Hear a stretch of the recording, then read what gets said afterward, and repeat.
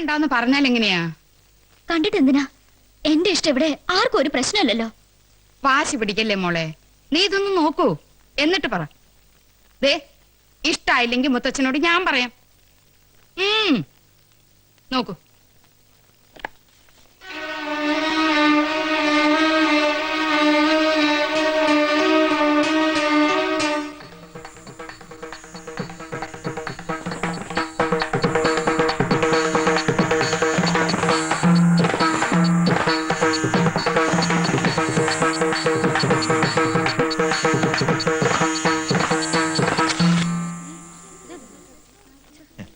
No, എന്റെ photo എടുക്കരുത്.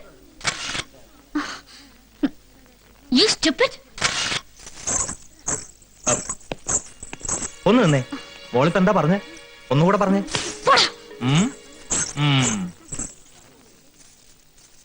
അനന്തപത്മനാഭൻ നിന്നെ വിടുന്ന മട്ടില്ലല്ലോടി. പെമ്പിളാരുടെ കൈയുടെ ചൂടറിഞ്ഞിട്ടാ.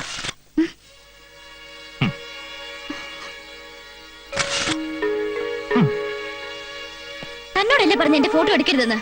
1 minute darling, smile please. എന്തേ, കണ്ടിട്ട് കണ്ണെടുക്കാൻ തോന്നണില്ലേ? ഇപ്പൊ എന്തായി? ഇതാ ഞാൻ പറഞ്ഞത്, ഫോട്ടോ ഒന്ന് നോക്കാൻ. 9 പൊരുത്തങ്ങളുള്ള ജാതകമാണെന്നാ സ്വാമി പറഞ്ഞത്. നിനക്ക് വേണ്ടി തന്നെ പിറന്ന പുരുഷനാത്രേ. അടുത്ത ദിവസം ചെക്കന്റെ വീട് കാണാൻ പോവാ മുത്തച്ഛൻ. മോളെ, എങ്ങടായി കുട്ടി ഓടണേ?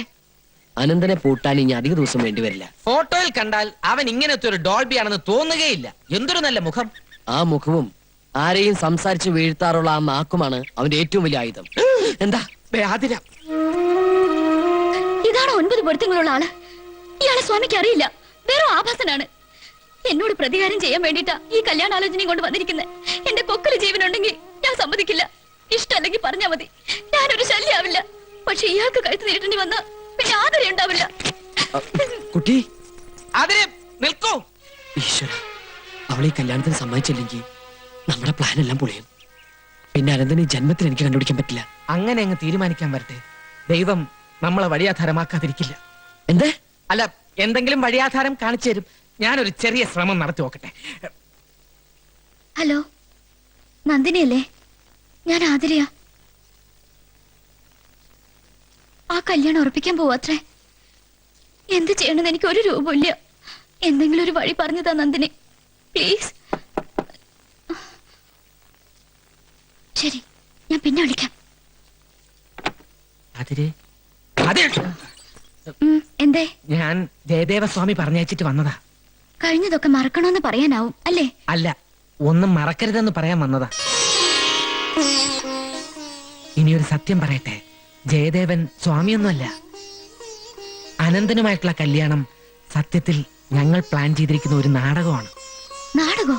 അതെ, ആതിര പറഞ്ഞില്ലേ അനന്തനൊരു ആഭാസനാണെന്ന്. അവൻ അതുമാത്രമല്ല, മറ്റു പലതുമാണ്. ആതിര അവന്റെ കാമുകിയാണെന്നും നിങ്ങൾ തമ്മിൽ ഫോണിൽ ബന്ധപ്പെടാറുണ്ടെന്നും ഒക്കെ ആയിരുന്നു ജയദേവന് കിട്ടിയ റിപ്പോർട്ട്. ആതിര കൂട്ടുകാരിക്ക് ഫോൺ ചെയ്യുന്ന കണ്ട് ഞാൻ പോലും പലപ്പോഴും തെറ്റിദ്ധരിച്ചിട്ടുണ്ട്. അനന്തനെ പിടിക്കാൻ വേണ്ടിയാണ് സ്വാമിയുടെ വേഷം കെട്ടി ജയദേവൻ ഇവിടെ വന്നിരിക്കുന്നത്. അപ്പോ CID ആണല്ലേ? ഏയ്, CID ഒന്നും അല്ല. അതെ, CID ആണ്.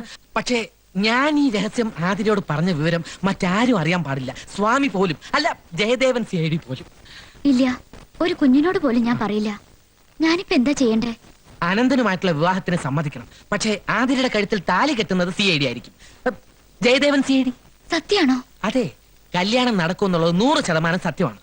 ദാ, ഇത് വാങ്ങിക്കോളൂ. CID ജയദേവൻ തന്നയച്ചതാ. ഇത് ആതിരയ്ക്ക് വേണ്ടി പ്രത്യേകം വാങ്ങിയതാ. ഇഷ്ടമാണെങ്കിൽ കയ്യിലണിയണം.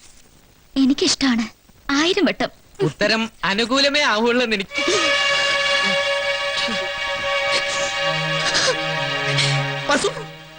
പസുമതി, യഥാർത്ഥത്തിൽ സംഭവിച്ചത് എന്താണെന്ന് നീ പിന്നെ പോരുത്. അടുക്കളയിൽ ഇറങ്ങി പോകുന്നുണ്ടോ? ഞാൻ പറയുന്നൊന്ന് കേക്ക്. എനിക്കൊന്നും കേക്കണ്ട, എല്ലാം മനസ്സിലായി. ആദരിക്ക് വേണ്ടി മാത്രം വാങ്ങിച്ചാണ് ഇത്ര കയ്യിലണിയാൻ. പുളിങ്കപ്പത്തിന് കയറി പിടിച്ചല്ലോ, നന്നായി. നന്നായെങ്കിൽ നന്നായി. ഞാൻ അടുത്തേക്ക് വരുമ്പോ വലിയ ചവിട്ടും തൊടിയൊക്കെയായിരുന്നല്ലോ. എന്നിട്ടിപ്പോ അത് ശരി.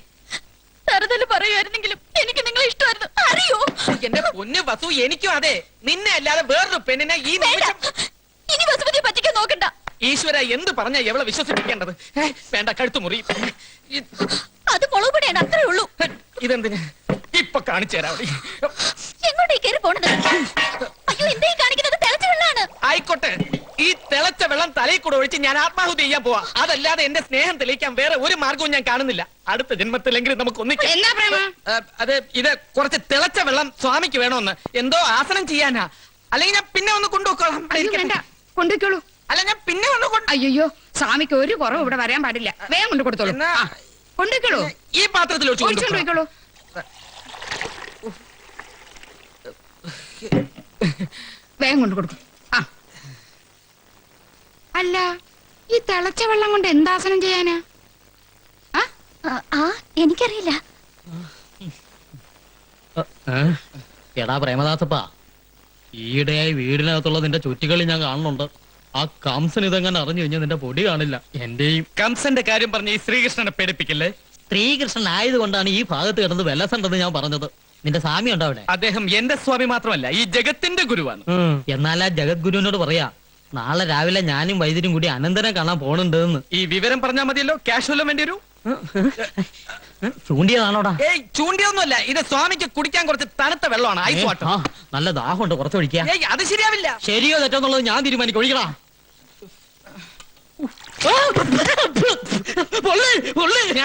ഞാൻ അപ്പഴേ പറഞ്ഞില്ലേ ശരിയാവില്ല എന്ന്. എന്താ ചിരിക്കണേ? ഇപ്പഴാ മാമ്പള്ളിയുടെ പേര് ശരിയായത്. മാം പൊള്ളി.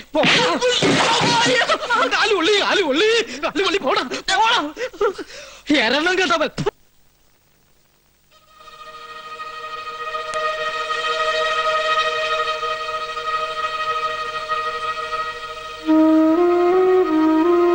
ആ, ഉണന്നോ? എന്ത് സ്വപ്നം കണ്ടിട്ടാ കിടന്നിരുന്നേ? ഉറക്കത്തിൽ എന്തൊക്കെയോ പിറുവിറുക്കം ചിരിക്കുകയൊക്കെ ചെയ്യണ്ടായിരുന്നല്ലോ.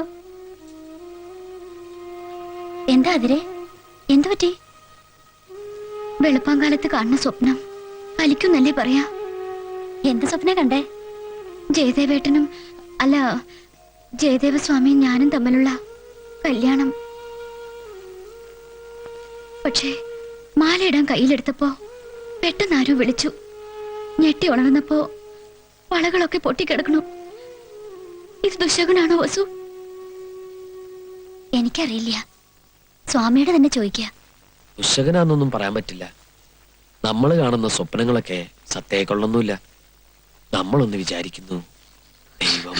വേണ്ട, ഇക്കാര്യത്തിൽ ദൈവം മറ്റൊന്ന് തീരുമാനിക്കാൻ ഞാൻ സമ്മതിക്കില്ല. മറിച്ചൊന്നും പറയരുതേ. ഒത്തിരി മോഹിച്ചു പോയി. എന്നെ വിട്ടിട്ട് പോവരുത്. അതിനെ കൊച്ചുകുട്ടികളെ പോലെ പെട്ടെന്ന് വെയിലത്ത് നിന്നും വന്ന് കയറിയതുകൊണ്ട് ഒന്നും കാണാൻ പറ്റുന്നില്ല. ആകെ ഒരു ഇരുട്ട് പോലെ.